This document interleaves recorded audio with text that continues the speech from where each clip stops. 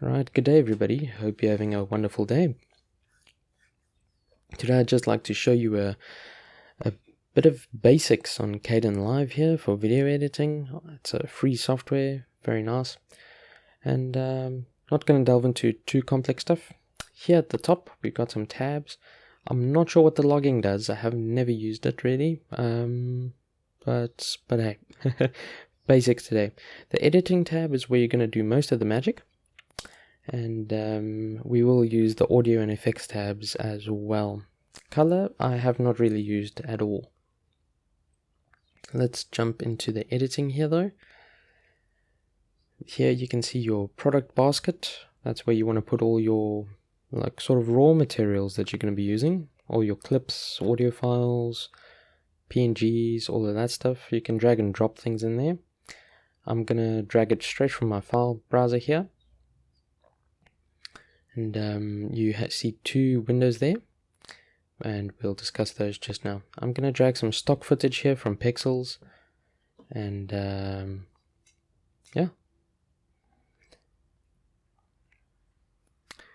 Here you can see that it's processed this clip. It's a short one, and it asks you if you want to switch your profile, and this is something very important. Right in the beginning, you want to set your profile to the correct specifications that you want, because changing it later can really mess up a lot of your editing, and I will show you how to do that now. So I'm going to press cancel here, and we're going to go up to yeah, absolutely important to do this before you start clipping and putting in effects, transitions, anything. You definitely want to do this. We're going to go up to project, and we're going to go down to, I think it was project settings. Here you can see some presets. You can also make your own custom profiles, whether you want to do landscape or portrait. Maybe you're doing something for TikTok or YouTube Shorts. You can absolutely create a profile for that. I generally just make for YouTube, so I'll stick to these HD sections here. And the one important thing here is your FPS. Okay, I do some things at 60 FPS. And others at lower FPSs, and if you want to change your FPS later, it's really going to mess up your clips. It can in some cases change where the program thinks that you've clipped or something, and it can really just mess up. You'll have to go and reclip it if you want, and to fix it. So that's why it's important to decide on an FPS right now in the beginning before you do anything else. I'm going to probably go for the 24 FPS right now, but we'll see. Oh, and I am re-recording the audio because my previous audio recording was terrible, so sorry if it's not completely in sync with the video. So here you'll see me clicking on the 24 FPS one. The 24 FPS is some standard. I just cannot remember exactly which standard it was. But hey, we're going to click OK. Here it gives you a little warning. I suggest you read any sort of pop-ups it does give you. But yeah, I'm going to click continue, and it's going to ask me to save. And you'll actually see me here not saving it. And then it doesn't actually apply the changes for some reason. So I had to save my profile. Or the project. I had to save it in order for it to take effect. So here you can see I'm going to say no, and then you'll see it's going to pop up with a message there, project profile change aborted. So it tells you that, look, what you've just tried to do did not work. So I'm just going to go back here. I'm going to change it back to my 24 FPS, and I'm going to continue, and then I'm just going to save it. So I'm just going to save it as demo.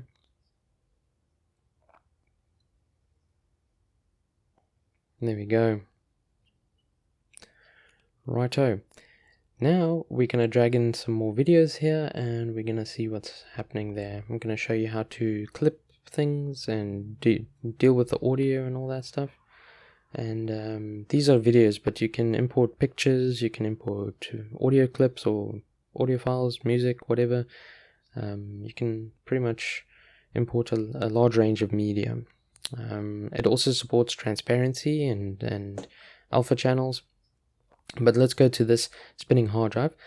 Now let's say you don't want to use the whole clip, you obviously want to cut it. So I'm going to show you how to do that here. Also, this first little window that you see changing there, that deals with whatever you've got highlighted in your project bag there.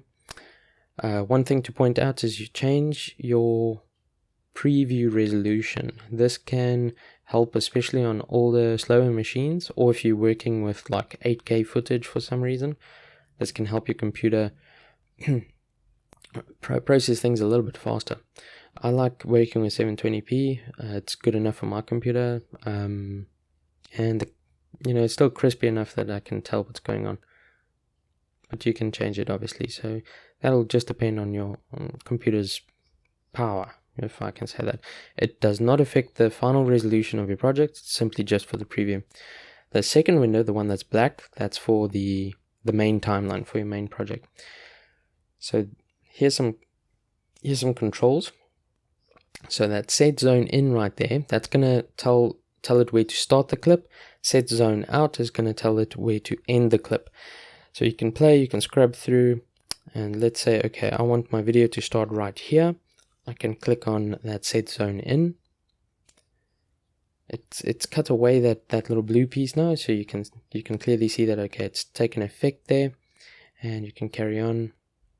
And then select some position in the audio, the video where you want it to stop. You can also manually adjust the time if you need more accuracy. And then we can go and click on the set zone out button. And you'll see it basically just shows you that. You can carry on watching as well, and you can update the zone out as you wish. But clicking then on the image and dragging it down will drag whatever zone you've selected there. So it's not the entire 30-second video, it's just that little bit that we've selected. Now you'll notice there's no audio for this specific clip. I will show you in a little bit what happens with the audio should your video have audio. It's fairly easy to do. So also there's 4 tracks here. There's 2 video tracks, 2 audio tracks. They are linked. A1 V1 is linked, A2 and V2 is linked.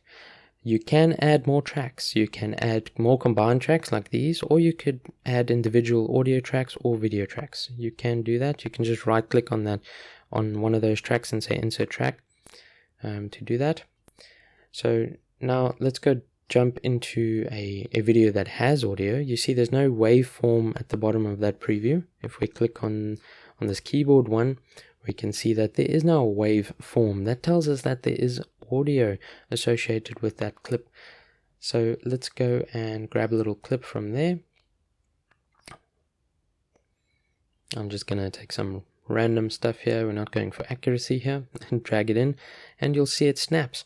So V2 is linked to A2. Okay, so you see if I put the video in video 2, it puts the audio in audio 2. Okay, so that's just something to keep in mind.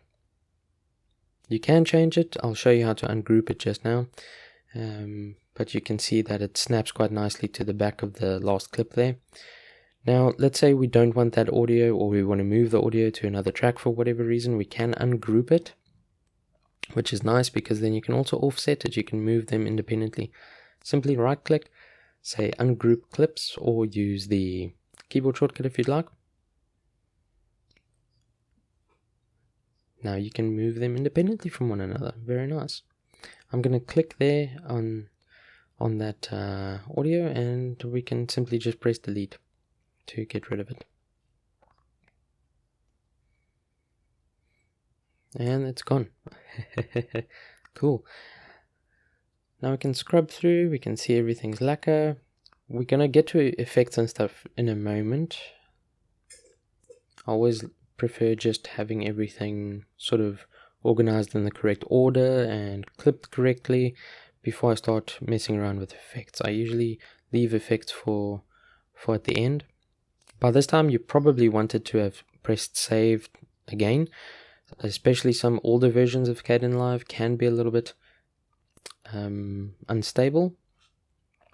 Just one thing that I'm talking about here in the original audio was with the preview, sometimes it does stutter. You can hear stuttering or crackling in the audio sometimes when you're scrubbing through, but it usually doesn't make it through to your final project. Once you press render, it generally processes it properly, and your file at the back is actually, not your file at the back, your final project that you've exported would be good to go. Okay, let's move into another video here. So I'm going to take the whole video there. Now, this video has an audio file or track associated with it, but there's no waveform, meaning there's no actual audio. That can get in the way of, other things that you want to do. So I suggest just taking those out. Simply ungroup and delete. Right. That's it for basically the videos and stuff like that. I want to show you another thing here. Let's say you had a text overlay that you wanted to put up, but you don't really have other software to make something like that with an alpha channel. You can do it in Kdenlive. So I'm going to show you here. You can click up top here. You can say add title clip. You can also get templates and stuff, or make your own templates, but a title clip. I'm going to drag it over to my main monitor. And here you can basically make a short little video. You can give it transparency, you can change the time. What's nice about this is you can also change the time after the fact, after you've created the clip. So if your 5 seconds wasn't enough, you can increase it or you can decrease it later. But I'm just going to make some basic text here. I'm going to say hello. You can see I do have transparency on this. You can change fonts, you can change colors, you can put gradients, you can go nuts. You can even animate it if you really wanted to. So I'm just going to make one here and click create title. It'll slap it into your project box there, or project bag, and you can drag it and you can put it on top, and then you'll see it'll be an overlay. So it's also important, these layers or these tracks at the bottom, especially with the video tracks, the ones at the top will cover the ones at the bottom. So keep that in mind. And then we can see the hello is being overlaid over the keyboard video there. And yeah, you can go nuts with that. You can download other resources that has alpha channels or transparency and come and use them here as well. Whether it be explosions or special effects, you can have fun. Now let's move over to the effects tab.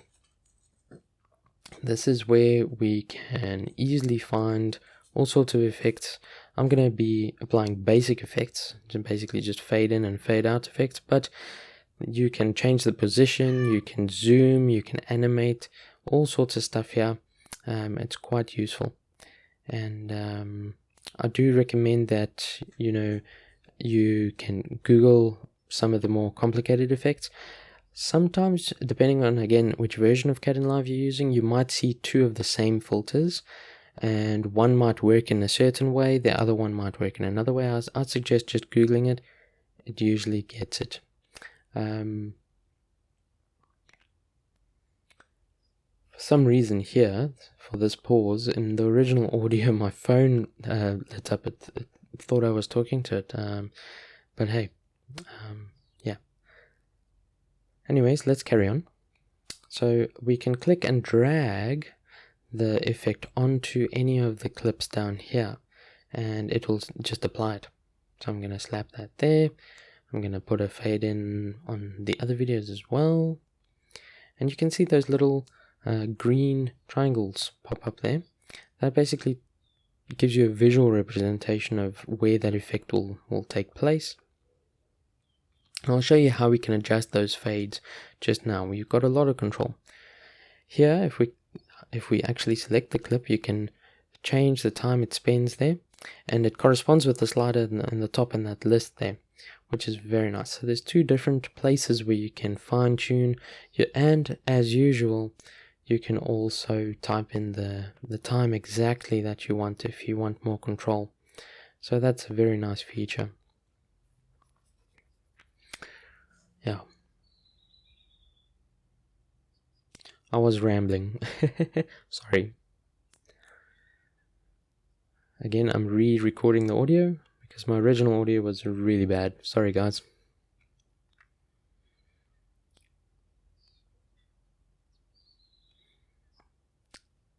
So I'm going to do a fade in on the hello there and see how that works, and then show you. So even the transparent aspects can fade in. It's very nice. I'm not too sure what the fade from black does. I'm going to try that now. I thought that it would just actually give it a black background, but it did not. You can see the color is a little bit weird as it's fading in. So I think that just changes that, but it still keeps transparency with that. Alright, and that's basically that one. We're going to do fade out on one or two of these as well. And you can see that it's red to show you that it's the end of the clip and that it's fading out. Green is in, red is out. And some of the adjustments that you can make. And yeah, feel free to mess around with the other effects. Like I said, there's crop, there's zoom, there's some of those you can animate if you want, with keyframes and things, and it's very easy to use most of the time. Very rarely you need to actually go and Google something about one of these effects or filters. So let's move into the audio. So far you've seen audio controls on most of these tabs, and it is very useful. You can adjust, and you can also record. You'll see a little recording buttons there. You can rename these things if you want. It's very intuitive. For basic projects like this, I just keep everything stock standard, but yeah, you can go nuts. So like I said, there is a record button, so you can record directly from your input devices onto that track. However, I would recommend using something like Audacity if you need to do a lot of editing on your audio. So that's what I'm using to record this audio right now. And anyhows, I went and grabbed a quick audio file there. You can see I pulled it in there. It says Divine Life Society from Jez Gallagher. I believe that's from the YouTube audio library, so it's free, royalty free as well. You can drag that in, so you don't have to clip it. You can just drag the whole thing in if you really like, and you can put it wherever, because I've deleted all the audio tracks there, so that gives me a bit of freedom. I'm going to show you now how to cut something. These controls here where you see my mouse is right now, I haven't used most of them. I just use these two. Actually those two, the little arrow and the little snip tool, that's what I use. Slip and ripple I haven't used. Oh, it's called the razor tool, apologies. So the razor tool is quite nice. You can just go and cut it visually where you want, and it will essentially split it, so you can add and delete or adjust things. So I'm going to click like right here, and you'll see it's split it. It's still, as it is right there, it'll still seamlessly transition, and you won't be able to hear the cut, but at least now I can click on it and delete all the excess music that I don't want. So that's what I'm going to do now. And I'm also going to apply some effects to this as well. There are audio effects here. There's many different filters and stuff you can apply here. However, I still feel that you got more control and easier to use tools in Audacity. So especially for something that you've recorded outside of the videos that you're using, I would say just use something like Audacity or other audio specific software to edit those types of stuff. But if Kdenlive is all you have, you know, it does have some audio filters that you can use. So here on the audio tab now, you know, we can adjust volumes of different things. If you find that one audio channel is way too loud, you can absolutely clamp down on that. You can see levels and things like that as it goes. Oh, and here I just recorded a little bit of my voice there, but I'm going to delete that. It's just going to interfere. So yeah, there's many different things you can do here. Very, very nice. I think we're getting close to being done with this little demo. Let's go and save. I haven't saved because, you know, this is just a demo, but you do want to save. In some of the older versions of Kdenlive, which you might have, it was unstable. Sometimes when you add effects and things like that and you scrub through too quickly, I have had crashes, and in general it does a good job recovering the project, but it's not guaranteed.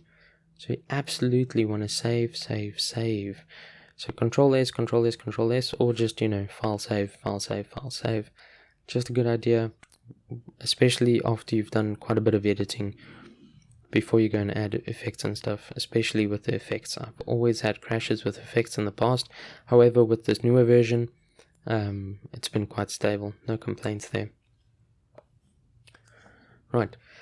Now, when you're done with your project, you can preview it, you can scrub through it, make sure you're happy with everything. And like I said, you will oftentimes hear some scratchiness in sound. You might see some lag in the video. But yeah, it generally doesn't make it into your final product. Anyhow, you want to then go to project and you want to click on render. This will allow you to actually push the video file out, and your computer will calculate it frame by frame, and it'll make sure all the effects that you've added and everything lines up correctly. And it's going to take its time to do that. Depending on how fast your computer is, it might be faster than the clip or it might be slower than the clip. It also depends on the clip itself. Quite a lot of stuff. There's lots of different formats to choose from here. Some of them you can use your hardware acceleration. So if you have like a graphics processing unit, these for some reason are disabled at the moment. I'm not too sure, but it is experimental. In the past, I've had some videos come out absolutely perfect with those, and other videos also have had some artifacting and glitches going on with those as well. So if you're worried about that and you don't really want to waste time encoding more than once, just let your CPU do it with everything else. Don't use the hardware encoding. I'm going to use MP4 here. That's what I generally use. You can adjust a whole bunch of stuff here. The encoder speed, that can get quite complicated, but I just recommend leaving it default. Faster can result in a faster encoding, but then you could potentially reduce your quality of the final product. And that being said, slower doesn't necessarily always mean higher quality. There is some point where, it sort of your gains from slowing it down, audio, the quality gains is not that great. So just leave it standard there. And then the output file, you can change the name there. You can change where it outputs it to. I'm going to put it onto my other drive, into this folder here, which is just a link to my other drive. You can see a whole bunch of random videos there that I've got. I'm just going to leave it there and click render. Now here you have a job queue. It will tell you the FPS that it's rendering it at. Now keep in mind, this is not the FPS for the file, for the video. This is simply just how fast your computer is processing it. Okay, and again, this can fluctuate. Oftentimes on my longer videos, this is way more than what the project is. Oftentimes I get 60, 70, 80, sometimes 190, FPS. Sometimes it just depends on the project itself as well as your computer specs. So that's just how it processes it.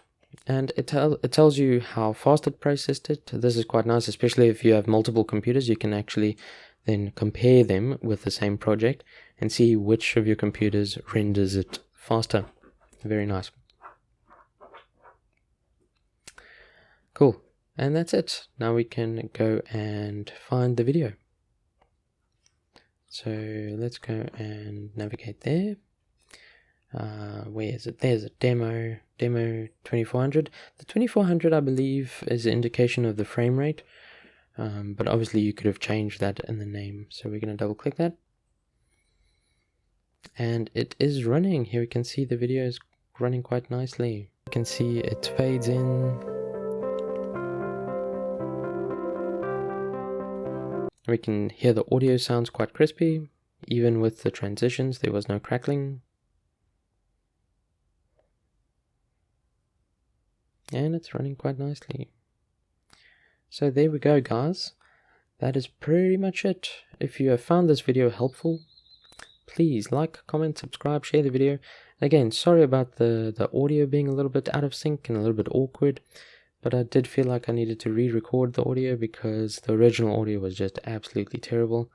I'm a bit sick, so the breathing was a little bit heavy, and yeah, it just sounded terrible. So that's it. But yeah, I think I wanted to make this video because a lot of the tutorials on Kdenlive it sort of jumps in and it assumes that you have done a lot of video editing and used other similar software in the past, and so I really just wanted to make a tutorial just for like brand new people, new users, yeah, and that's about it. So please consider liking, commenting, and subscribing, and have a good one. Cheers.